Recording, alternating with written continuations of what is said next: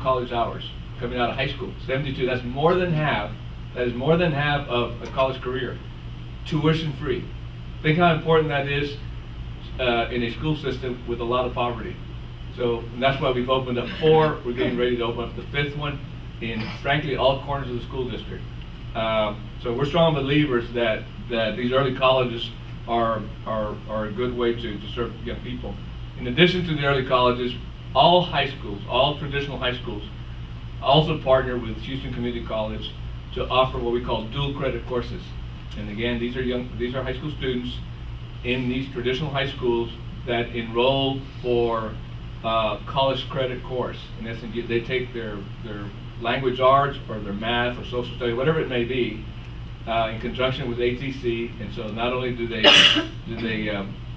take the high school course, they actually the course becomes a college course, and they receive college credit also. And in many of these high schools, they're graduating with 12, 15 college hours, a semester worth of college as they move on. So those are some of the things that are occurring at those high schools. But back to the multicultural situation.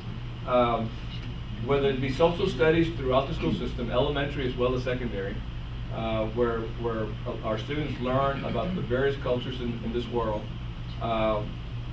There's that emphasis that is within the school system, all over the system, as well as the opportunity to learn foreign languages. There are many foreign languages that are taught in HISD.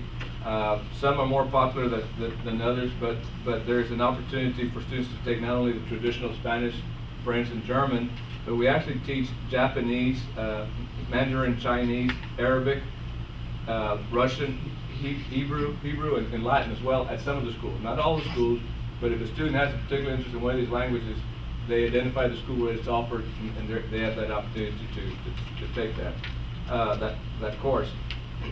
We also offer the opportunity for teachers through professional development to learn about cultures through our professional development and staff. In schools, I'm going to use Lee High School as an example, just because Lee High School is probably the most diverse high school we have in the district right now. In schools where there's a large diversity of different cultures, as a principal hires new teachers into the school, it probably would be wise to send brand new teachers into that environment to take the professional development in the various cultures. So we do that. We offer that opportunity through professional development. And then the last thing that we also offer to some of these schools is the opportunity to participate in what we call a cultural audit. We actually have professionals come in and audit the sensitivity of the various cultures within that school, and not only at the teacher level, but at the student level as well. So we do some very thorough cultural audits and try to help that school become more sensitive to the various cultures that of the populations that they serve. So again, being a very diverse school system serving many students of a lot of diversity, it's important that we offer these opportunities. The only way we succeed with young people at any grade level is if they can relate to what it is that we're teaching them. And so it's important for the school system, for our schools, to become very sensitive to those issues. So with that, let me wrap up my comments by simply saying again, extending my appreciation for the invitation to be here, and I look forward really to some partnerships forming from this new relationship. Like I said, I've already talked to my friends at Harmony, and we'll go see what we can do to partner with Harmony and open up those relationships. So, ladies and gentlemen, thank you very much.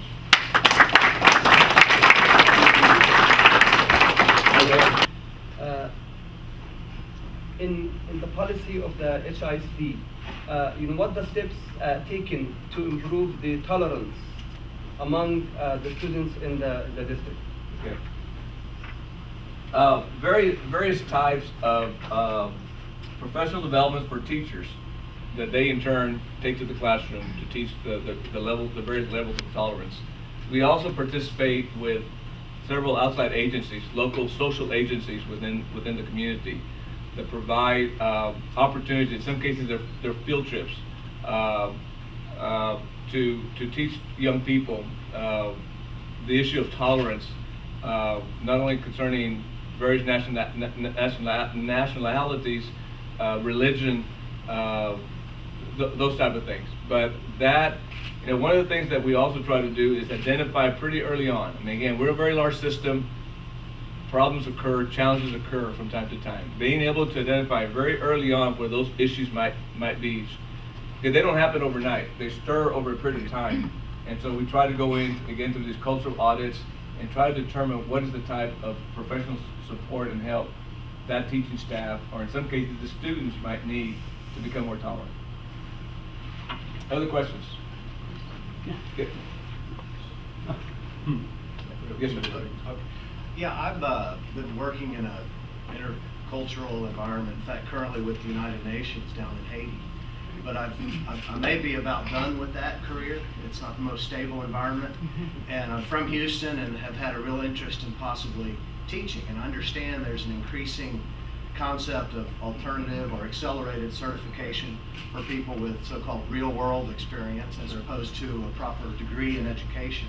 And I'm curious, what's the best approach to look into that more deeply? Sure. First of all, we do hire a lot of teachers that come through the alternative certification programs. As a matter of fact, 30 to 40% any given year of the teachers we hire have come through non-traditional alternative certification programs. We operate one of the oldest alternative certification programs in the state of Texas. The one we have in district in HISD started, I believe, around 1983 or 1984. It was one of the very first ones. And about a third of the teachers that we hire from alternative certification come from our own in-house program. Now, there are a total of about 14 programs that we receive teachers from. It's a question of where you might want to do your alternative certification. To do it in-house within HISD, you simply would have to contact the Office of Alternative Certification. We actually have a department that can give you information as to when the next cohort, the next training sessions start, which I believe will start in the fall for teaching in January. But they're taking registration now.